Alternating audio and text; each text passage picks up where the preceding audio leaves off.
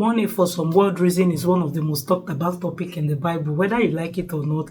There are about 2,350 verses in the Bible that talks about money. Okay, people believe that money is the root of all evil. No, the Bible said that the love of money is the root of all evil. Okay, whether we like it or not, this money of a thing or this finance of a thing is kind of linked or has a linking with our value, our priorities, and our purpose on earth. I don't think it's because of anything, but because this money is kind of connected to our value, our principles, our priorities, and our trust in God. Okay, which is why I'm sharing with you guys in this video some biblical principles about money, or biblical principles on how to manage your money. Okay, it's not all about building wealth, it's about living your life with purpose and also honoring God in your finance. Okay, biblical principles of managing your money wisely. If that's the kind of video you want to see, please do sit back and relax while we dive right into the video. The first principle is stewardship. Okay, recognizing that everything we have began from God. Psalm 24 verse 1 said that it is of the Lord and his fullness thereof, everything in it. Okay, including everything we have, our money, our time, our resources,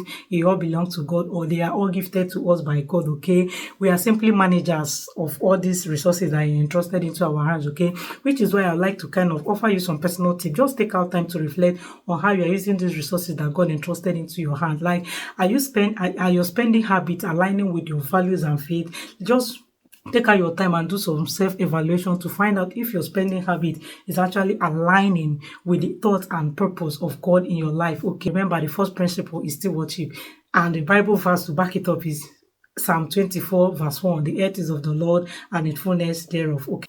Now, the second principle is for you to avoid debt.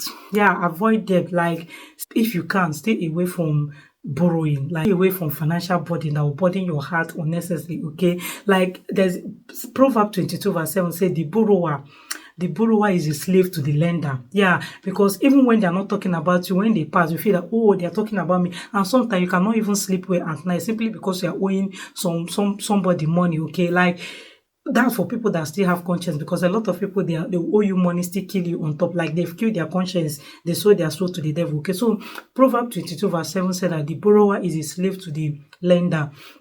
If you can avoid debt with all your heart. Okay, then if you cannot, maybe life happens. Yeah, definitely life happens, and there are some issues and challenges of life that will warrant you to, okay, go extra mile to get money to. If you can, avoid unnecessary debt, the debt that are not necessary. So some tips that I will offer you now is to create like personal plan on how you are going to pay up your debt. Like, start with the least one, the ones you can, and the more you do, the more you take it off your bucket list. Okay, and know that, okay, I'm done with this. Just be the lender and not the borrower, just like the Bible said. Okay, I don't know if I'm missing this Bible now. Greater is he that is in me than he that is in the world. Yeah, that's the word I was looking for. Okay, so I kind of tell myself that, oh, since I'm God does not borrow. Like, God cannot be confined with limitation. Like, speak it out. Let the universe know that, oh, I need money.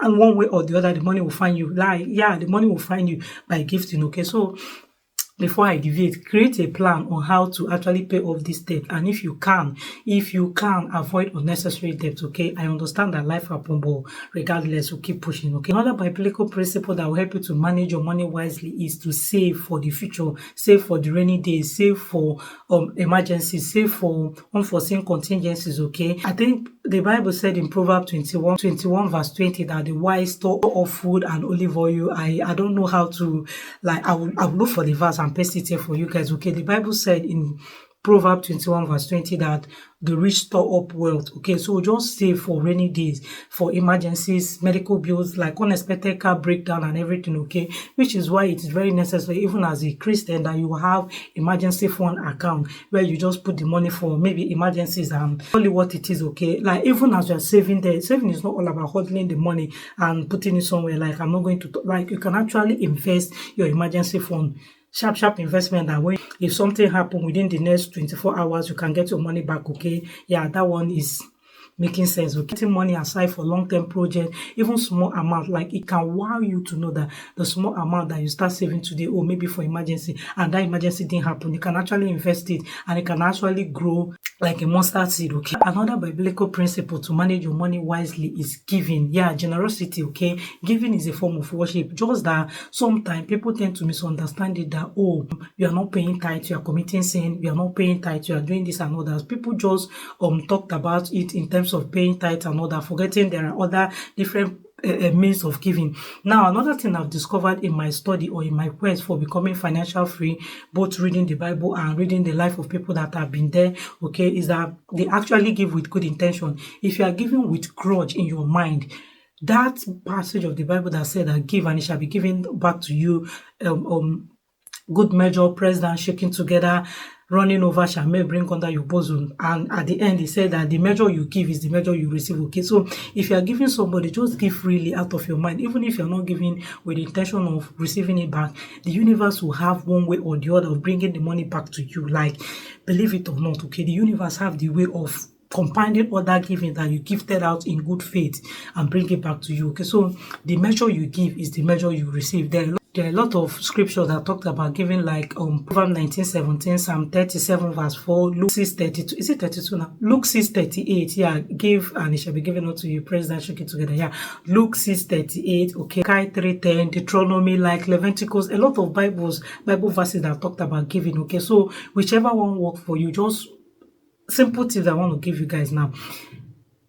Make it a point of duty to give because you have, okay, and you see God opening more doors for you, not because you are being compelled to, oh, this month I've not paid my tax, oh God, I've committed sin. And sometimes if you say that, oh, you've not paid your tax this month and bad thing is happening to you, your mind will kind of play a trick on you and let you know that, oh, it's because you did not do this, that's why this is happening. Okay, just give from the bosom of your heart and from the mindset that everything that you have was given to you by God. Remember, we are talking about biblical principles that will actually help you to manage your money. Okay, so one of the principles now is giving, generosity. Okay, another principle, this one I don't know how to put it big, with trusting God over money. Okay, in as much as we are trying or we are on a quest to be financially free, we should not seek after the gift the giver is willing to give. Okay, there's a place in the Bible that said, Matthew 6, I think Matthew 6:31 now, said that seek ye first the kingdom of God and his righteousness, and every other thing shall be added unto you. Okay,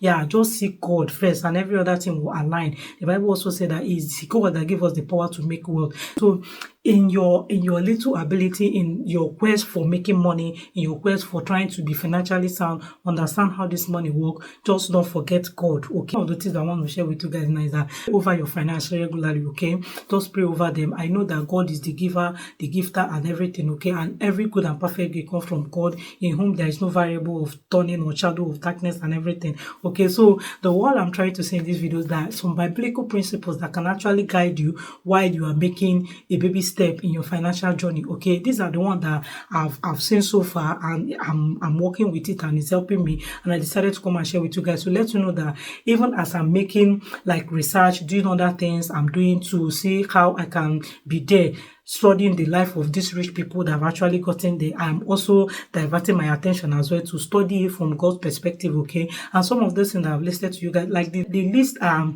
ongoing. Okay, let me know in the comment section some biblical principles that will help you manage your finance apart from this one that I've said. If you've been following me, okay, I said I've talked about stewardship, knowing that everything that you have is given to you by God. I've talked about generosity, being able to give others and other. I've talked about trusting God in the process, knowing that, oh, it's God that is actually there to give all the glory and not the money. Okay, then I've talked about your debt, like being able to manage your finance so that you don't always be on the borrower side, because the Bible said that the person that borrows is actually a slave to the lender, because they are their beck and call. They can easily wake you up in the middle of the night to see that my money, I need it now. Like, you start having palpitations, start having high blood pressure because you're actually owing somebody. Okay, so these are the biblical principles that I'm trying to inculcate in my life every day, reminding myself, oh, this is it from God's aspect, go from God's perspective. Okay, so guys, here you have it, the biblical principles on how to manage your money, okay, to manage your money wisely.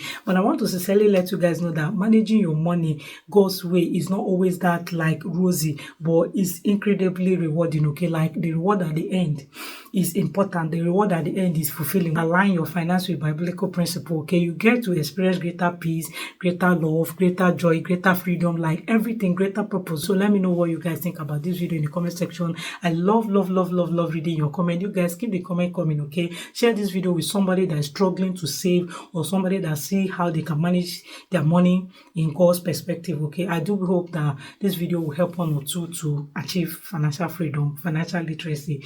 Okay, see you guys in my next video. I remain your girl, Nsilverose. Bye guys.